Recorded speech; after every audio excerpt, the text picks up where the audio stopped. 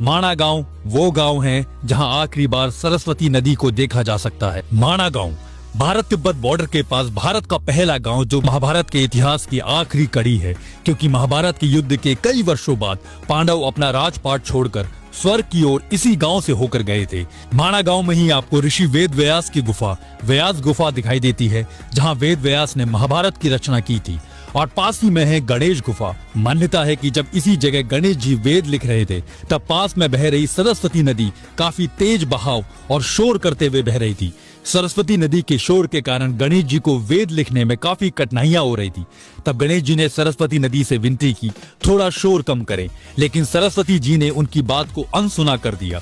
इस बात से क्रोधित होकर गणेश जी ने सरस्वती जी को श्राप दिया कि माणा से आगे तुम किसी को भी नहीं दिखाई दोगी।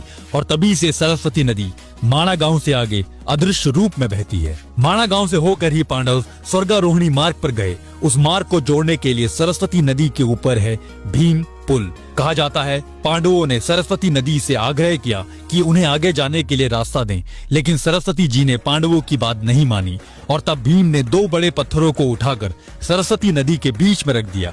और तभी से माणा गांव को स्वर्गारोहिणी मार्ग से जोड़ने वाले इस पुल को भीम पुल कहा जाता है।